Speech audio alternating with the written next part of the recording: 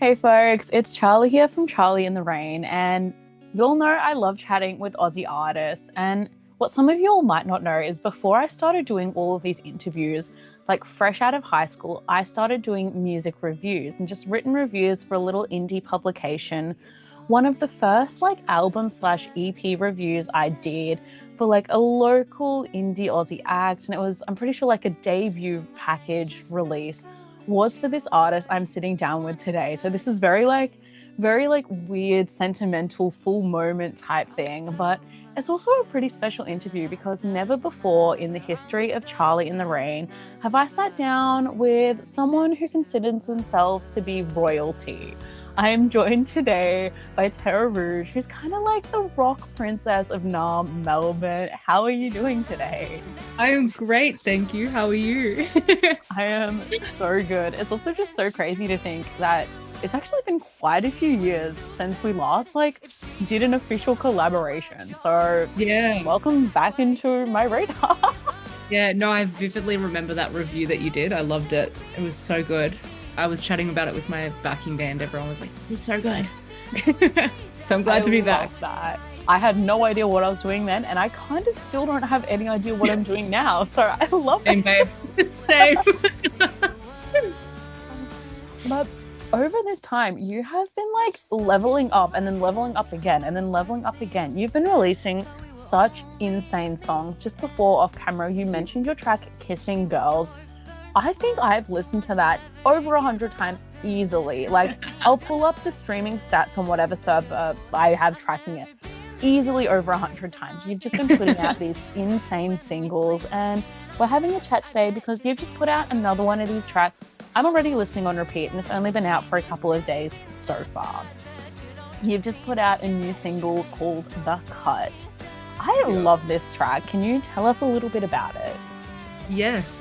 So I think it's crazy. I feel like this track is probably the most vulnerable song I've ever released.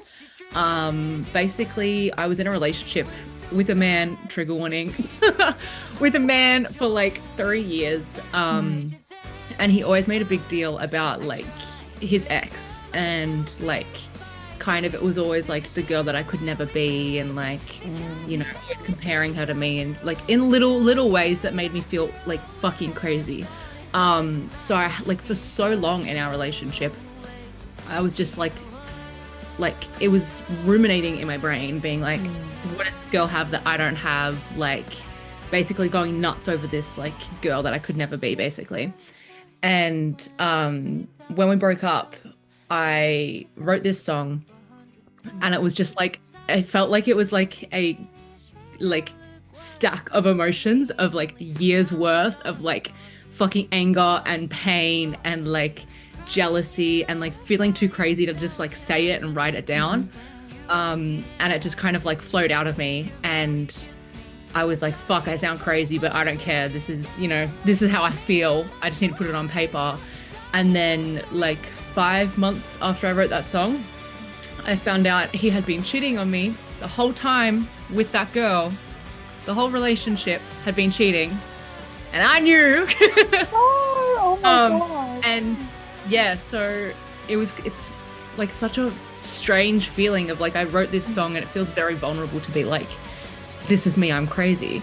Like basically my most like all of my insecurities, just like putting it out on the table, and then to find out 5 months later the thing that I wrote the song about I was right the whole time. So it was very like very confirming. I actually felt a sense of release rather than anger because I'd just been angry for so long. I was just like, yes, I was right. So I feel like it's a very, yeah, it's a song of like a mix of like jealousy, anger, betrayal, sadness, and I was like I wanted to portray that musically, so that people could relate to it, because I'm sure other people have gone through this as well. Like I'm sure I'm not the only one that's been um like in this situation. So I think it's like the last few songs, especially of mine that I've released, it's very much like party, party, I like girls, shake ass, woo hoo hoo, like, and then I'm like, bam, I'm sad. So I felt very, very, very nervous to release this song, but I also felt like it was a big part of who I was a few years ago, and kind of like facing the person that like the thing that I hated so much, just like front on, so I could move on basically. Um, but yeah, it's still just kind of like an anxiety of being like, here's all these lyrics about how like, you know, when he sleeps in our bed, I bet you think of her at night, like, and how I'm thinking all these things, and like, and I'm usually just being like, I love to kiss girls. So, Mm. so Gotta yeah, have it was that duality. yeah, it's actually kind of I love the roller coaster of just Yeah. like sad, but now we're happy, but now we're sad again, you know? Yeah.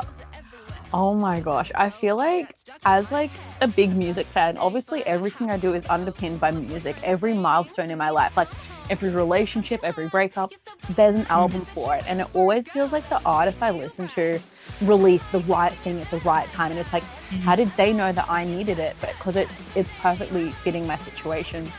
But as a songwriter for yourself, and like I'm a little bit of a writer, not a good songwriter, but like as a writer and someone actively creating art, you're able to take control of the situation. Be like, this is what I'm feeling. I don't need to wait for someone to write that song. I can write that. And that's such Yeah. a powerful thing, especially tapping into all these vulnerabilities. And like, it's kind of like a spiral when you like listen to the lyrics. You're like, oh, this person is spiraling over this. This person's going Mm. crazy. Yeah, that's what it felt like. But yeah, you know, you're so right. I feel like to me when I write music, it's very especially about things like this where it's not just I want to write a fun song that I can dance to on stage. It's like very once you've written the right words, it's very releasing. Like it's very like I wrote a good line, I'm very proud of myself, but it's also like so relieving of the situation to be like I've written it, it's on paper, it's real. And then it's kind of like a therapy to me. I'm like, it's kind of like I've written it, it's real, I can move on. I don't need to keep thinking about it, you know? Yeah, until every time you play it live and then you see people singing it back to you and you're like, Yeah. oh, that's right. Oops, I forgot I did that. Uh, no, I very much feel how you're like, other people are surely going to relate to this. If you'd released this song like mid 2023, you would be getting a very strongly worded letter from me. Like, how did you know what's going on? I need to talk about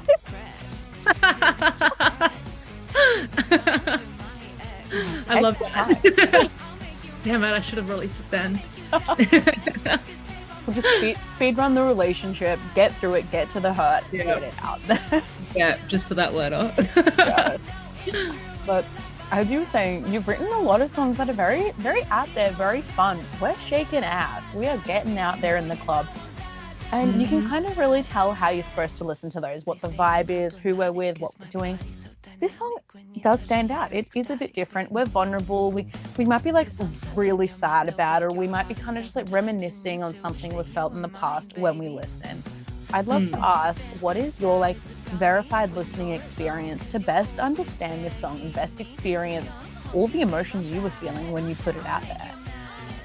What I've been telling people is you have to listen in a dark room, in your bedroom preferably, with your headphones on to get like the full experience. Like sitting in bed, lying in bed, just like consumed in it. Because I feel like it's that kind of song where I like to get the full experience of the emotion and like the anger, the sadness, everything. I feel like you have to be really consumed in the song. Like it's the type of song I'm like, if you play it on the speaker, it's like, okay.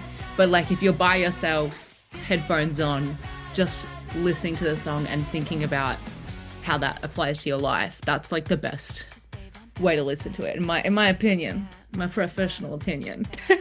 Yes, like with the headphones on, turning up the phone till it gets to the point where it's like, oh, this might not be Yeah. good for your ears. You might not want to listen Yeah. to that. Be like, I don't care. I need to be absorbed. Yeah, exactly. It's that kind of song. It's like I need it to be breaking my headphones and just be all consumed. Like I need to feel it in my body. And you walk away and you can still like feel your ears ringing a little bit. It's Yeah. just rattling around in your head. It's like, yeah, that's what the emotions call Put your for. loop earplugs in and then your headphones on. Ear protection. Look out for yourself first, Yep. and then get emotionally like smashed Exactly. by this song. Yeah, exactly.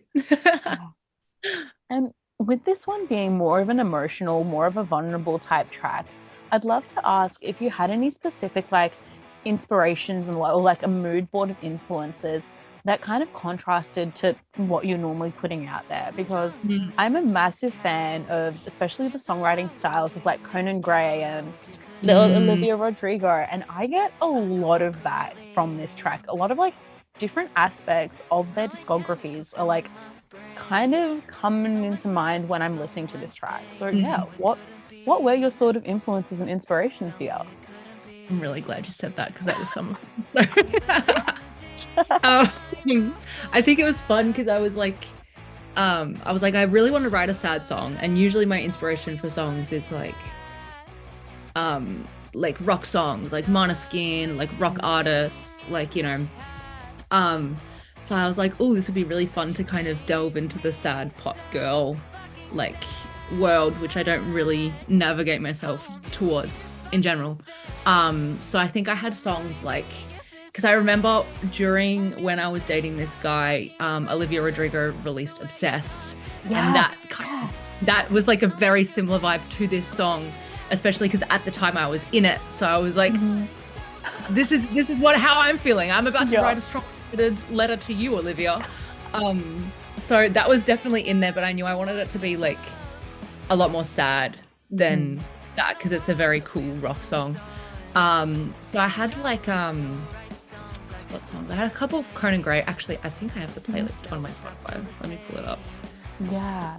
Like, so I usually like to make playlists of just compilation of songs I want to like draw inspiration for musically or lyrically.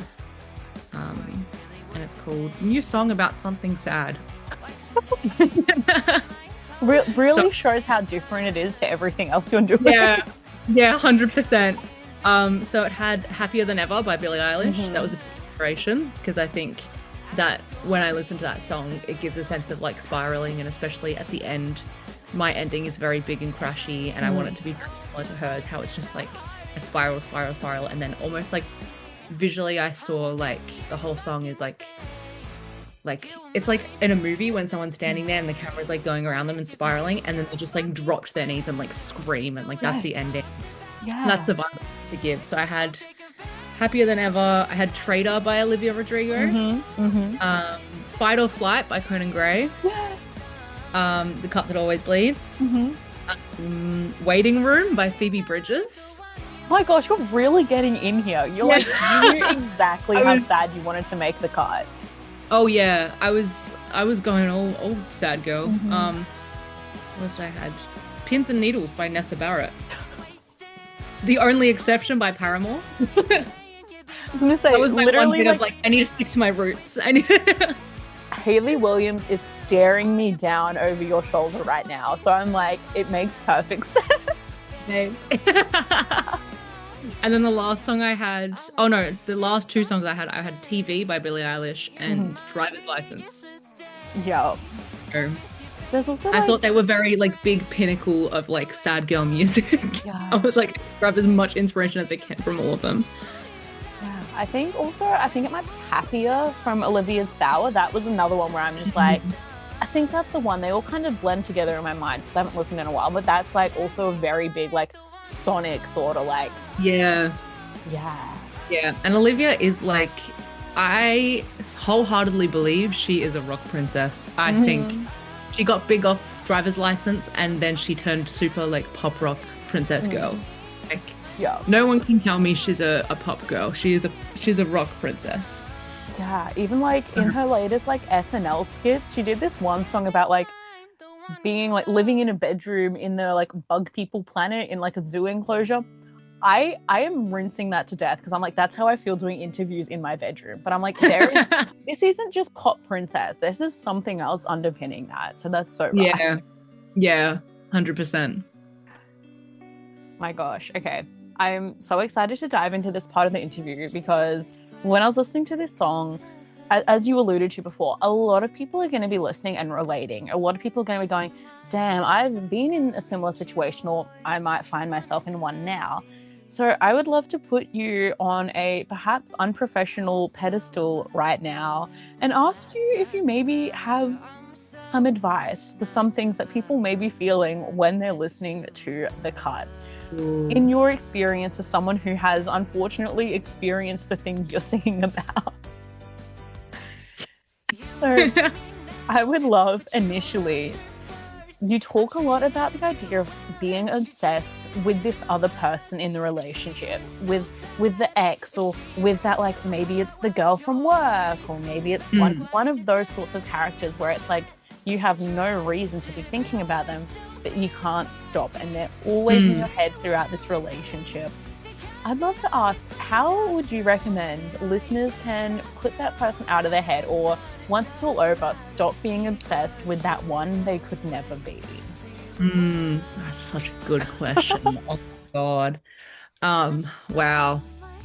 I feel like looking back, I remember when I was obsessed, and I like looking back on the relationship before I found out that he was cheating the whole time. I was like, that was like really good relationship. Like we were like best friends. Which looking back, I'm like, obviously, so I saw it as a friendship because I'm gay now. So like, again, I was real. I was like, I just loved the friendship. But like, I wholeheartedly believed it was such a good relationship. But then also, I was obsessing over her, and then I remember like I brought it up to him a couple times where I was like, it really bothers me how you always talk about her, or it really bothers me how she's always finding a way to be relevant in your life. And he kind of like was like, yeah, but that was so long ago, why does it matter? Like he didn't just be like, oh, I'll block her. That's, oh my God, that's like, he didn't change his behavior basically. And to me, I was nonstop like thinking about her and him, and like, but I was mad at both of them. And I was mad because like I told him that I was annoyed about this, and he didn't instinctively go, okay, I'll block her. Like, that's not cool. Wait, you know? So I think my like one like piece of advice, if it was to ever to happen to me again, or if anyone was in that situation, bitch, run. Yeah. Like, I think as soon as they are making you feel jealous, and as soon as you start feeling crazy, and especially like at the time, and I've heard other people say this to me as well, they'll be like, I just keep thinking that he's gonna cheat, or keep ruminating on this one person, and like, I'm not a jealous person, I'm not a jealous person, I'm not a jealous person. And it's like, yeah, that's because he's making you feel that way. Yeah. It's like the person you're with is making you feel like that. And it's like, looking back, like that's totally what he was doing, and it was in the smallest like teeny weeny things that made me feel like I was insane. And I was like, I'm not jealous, like I'm not a jealous person, but for some reason I feel like insane. So it's like, in those situations, I feel like the best advice I can give is, if you feel insane over one person, you are right. Like, whether they have a thing, or whether like he's just doing it, or she's just doing it to like try and like make you jealous about this other person, even if nothing's happening, like they are manipulating you to feel this way. Like, that is the best. If anyone ever did that to me again, I'd be like, I'm out, because like, I don't know what fucking games you're trying to play with me, or if it's just like, oh, look, this person's so into me, I'm trying to make you jealous because like, you know, like, so if anyone was in that situation, I feel like it's very hard to recognize whilst you're in it. And it's very hard to think, like, divert the blame on them rather than yourself, because you're the one being like, I'm crazy. But it's done in such a like, it's crazy manipulation. It's done in such a small, like, itty bitty, like, just randomly mentioning and throwing out, being like, you know, we'd hang out and we'd go to watch a movie, and it'd be like, oh, I've never seen this movie, I was saving it, like, me and my ex were gonna watch the music first. Things like that, like, which, you know, aren't awful flat out, but it's like little things of mentioning them, of like, you're thinking about them the whole time. Exactly, because you're clearly thinking about them. And it's not like you're going, oh, like, my ex wore that same dress and she looked so much hotter in it, like, you know. It's but subtle. It's little, like, oh, why are you always mentioning her? And that's what, like, the tiny little build up that makes you spiral. So if anyone is in that situation, or anyone is in the future in that situation, or has been in that situation, bitch, run. Like, you're not the problem, they are. Yeah. 100%. It's always the case. And that's why when I found out that he cheated, I wasn't, like, I was relieved. I was like, now I know for a fact he was the problem. No, it wasn't me. It was crazy. It's definitely not me. But like, it's always them, always. Yeah, and also like you mentioned a really good point there. You probably aren't gonna realize that consciously when you're in the situation. Listen to your friends. Your friends know you better than you do sometimes. Like I was in this like crazy situation of a thing last year, and it's just like all my friends are like, something's not right. I'm not seeing the best, like it's not green flags, it's red flags, something's going on. And I'm like, like no way. And then now I'm like, oh my God, you knew everything. Yeah. Yeah, and it's hard to like, I feel like sometimes you really have to experience it, because when I was in the relationship, I was like, yeah, but he's not meaning to do this, and like, this is just me being crazy, because like the ex was like low-key and kind of crazy as well. So it was both of them. Like, both of them were the problem. But I was, it's just her trying to stay relevant, and I would have, anyone who'd told me like his cheating run, I would have been like, that's not true. Like I was so like head in the clouds. Like I thought the world of this dude. He's just some guy. I thought the world of him. And like I always thought he was like different to all the other guys, like the classic oh, you're so different. Because when you're in it you don't understand. And I feel like sometimes you really have to experience it, because from now on, if anyone ever mentions their ex like he did, or even slightly like he did, I'm fucking running. Like there's no way I'm staying. There's no reason to be that attached. Like the ex is there for a reason. That's why the ex part comes first when you say their name. You don't say, oh, this person, and you be like, oh, my ex. Don't talk about them. Exactly. And it's like, if they don't matter, then why are you always mentioning how like I knew this bitch's birthday, I knew she was a vegan, I knew where she lived, I knew all her interests, she was into musical theater, like I knew like everything, all because he kept like randomly, and I'm like, I don't give a fuck. Like I really couldn't. And I think at the start of the relationship he knew I wasn't bothered by the ex. I never had a thing, like my first like main relationship, so I was like, okay, you know, have exes. Also the other ex girls he dated before her never talked about, like I never had a thing with, because he never made such a big deal like that. I was always like, okay, they're exes for a reason, like, you know, most people dated people, like whatever, who cares? So it's like sometimes you just really got to be in it to learn. But in hindsight, message for everyone, bitch, run. Run. They're an, like you said, they're an ex for a reason. If they're at all mentioning them as, oh my God, get the fuck out. Okay. So we've run from this situation. Now I'd love to ask, what's your advice on the like post-breakup glow up and like being the bigger person now that you're free from the shackles of whatever the heck that torture was? See, this might sound really petty, but I'm not great at being the bigger person. Same though, real. I mean, I did make a whole ass get ready with me video with screenshots of the texts he sent other women. So like, for me, the post glow up of the relationship is like, I was like, be a bit petty. Like sometimes it's so fun to be a bit petty, and then you can fuck on, you know? So for me, also in my head, I think when I found out that he cheated, and I was like, because he also worked in the music industry.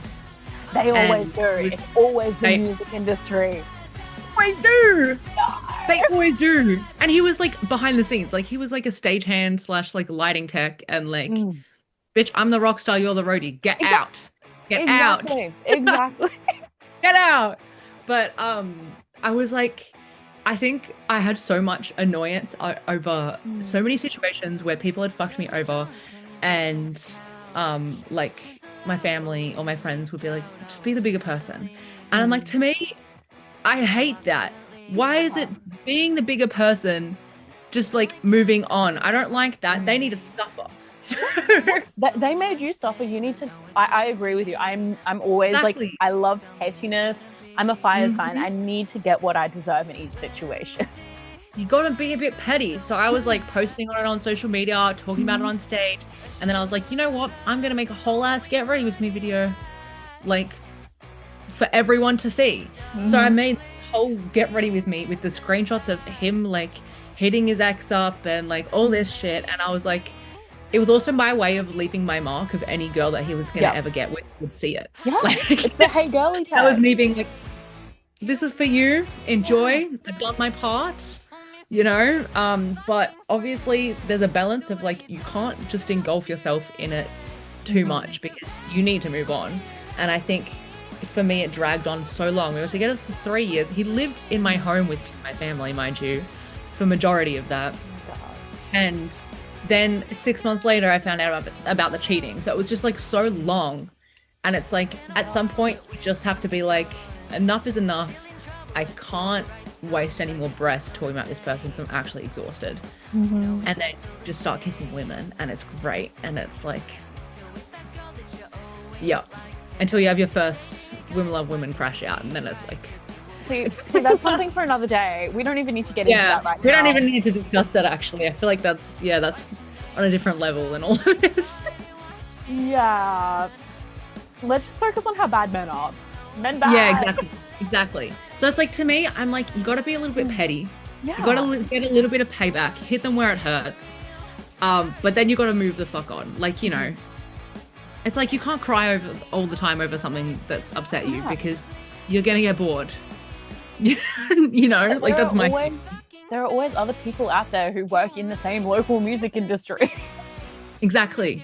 And now all of his co-workers, all of his friends, all of his family know exactly what he did. And every girl that he's going to try and get with in the future knows. And that's like, to me, that's payback enough. And I can move on with my life.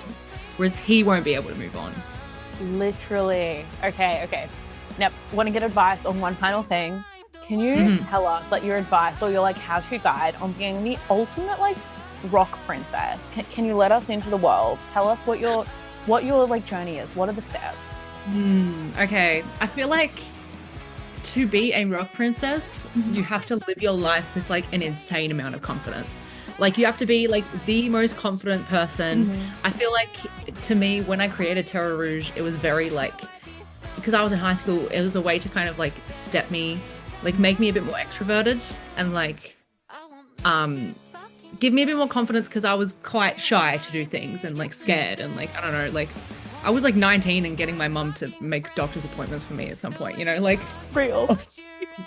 So I feel like you gotta be like mega confident, like no one can hurt you, strut your shit, shoulders back, just like badass.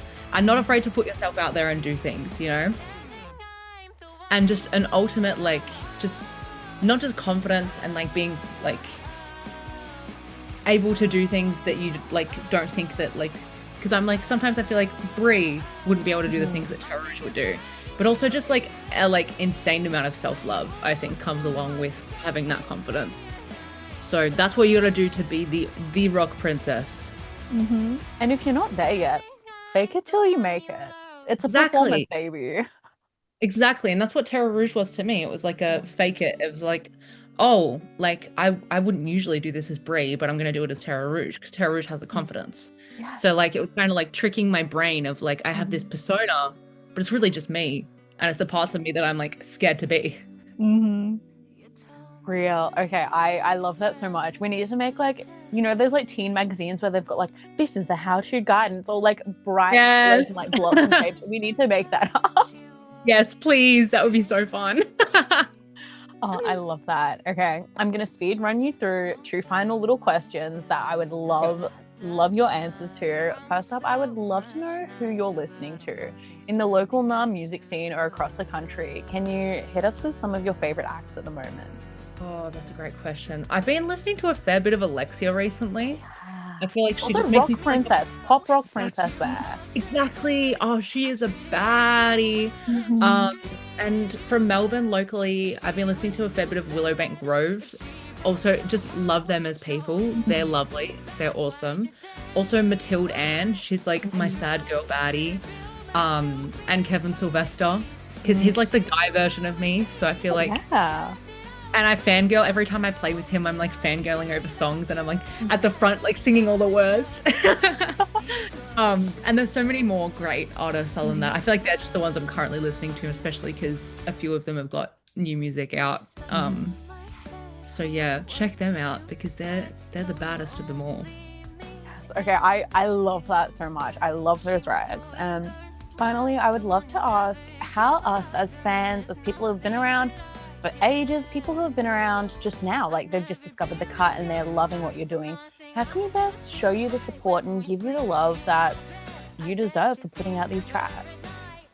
I feel like if you're in Melbourne coming to my shows, and I always also love to meet, like I feel like it's a great way to support me because you're coming to a show, but to also see me as an artist live, and because I feel like that's a whole different like game, not just listening to music but seeing the performance. I feel like that properly shows who I am as an artist, and then I get to meet you and stuff, like that's cool as fuck.